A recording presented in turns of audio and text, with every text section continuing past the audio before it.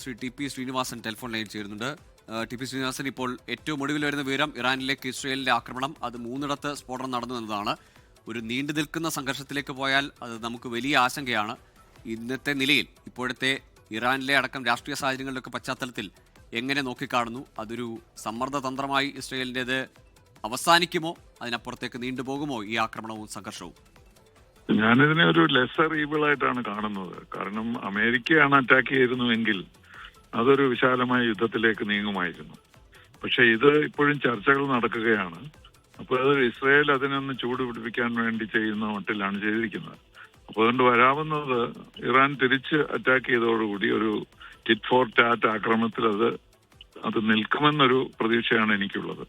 കാരണം അമേരിക്ക ഇത്രയും പ്രിപ്പറേഷൻസ് നടത്തിയിട്ട് അവരൊറ്റ വെടി പോലും വെച്ചിട്ടില്ല.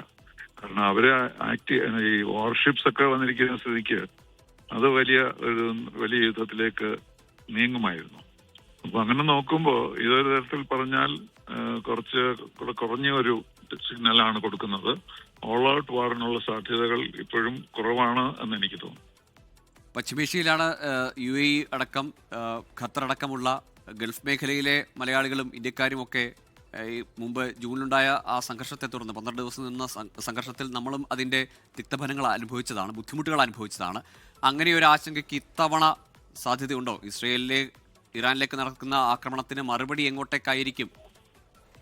അല്ല, ഒരു യുദ്ധം തുടങ്ങി കഴിഞ്ഞാൽ എങ്ങനെ പോകുമെന്ന് നമുക്ക് പറയാൻ പറ്റില്ല. പക്ഷേ റീസണബിൾ ആയിട്ട് എക്സ്പെക്ട് ചെയ്യാവുന്നത് ഈ ഡയലോഗ് നടക്കുകയും അടുത്ത മൺഡേ വരെയെങ്കിലും അത് ചെയ്തിട്ട് ഈ ഇസ്രയേലിന്റെ ഈ ഭയപ്പെടുത്തൽ കൊണ്ട് ഇറാൻ കുറച്ചുകൂടെ കോഓപ്പറേറ്റ് ചെയ്യും എന്നുള്ള പ്രതീക്ഷയിലായിരിക്കണം അവരിങ്ങനെ ചെയ്തത്. അല്ലെങ്കിൽ പിന്നെ അമേരിക്ക പ്രിപ്പയർഡ് ആയിരുന്നല്ലോ.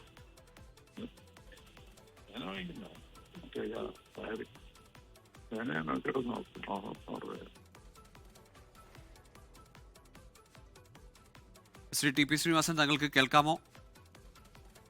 നന്ദി. അദ്ദേഹം പ്രതികരിക്കുകയായിരുന്നു. ഏതായാലും നീണ്ടു നിൽക്കുന്ന ഒരു സംഘർഷത്തിലേക്ക് പോകില്ല എന്ന ശുഭപ്രതീക്ഷയും ആത്മവിശ്വാസവുമാണ് പ്രകടിപ്പിക്കുന്നത്. പക്ഷേ മുൻപത്തെ സാഹചര്യം അറിയാം. ജൂണിലെ അത് 12 ദിവസം നിന്നെങ്കിൽ പോലും അത് വലിയ ബുദ്ധിമുട്ടുണ്ടാക്കിയതാണ് പശ്ചിമേഷ്യയിലെ രാജ്യങ്ങൾക്കാകെയും പ്രത്യേകിച്ച് ഇന്ത്യക്കാർക്കും മലയാളികൾക്കും ഒക്കെ. അങ്ങനെ ഒരു സാഹചര്യത്തിലേക്ക് പോവാതിരിക്കട്ടെ. ലോകത്തെവിടെയായാലും ഏത് സമയത്തും 24 വാർത്തകളും ഓഗ്മെന്റഡ് റിയാലിറ്റി പാക്കേജുകളും എക്സ്പ്ലെയിനറുകളും വിശദമായി കാണാൻ ഞങ്ങളുടെ യൂട്യൂബ് ചാനൽ നിങ്ങൾക്ക് സബ്സ്ക്രൈബ് ചെയ്യാം.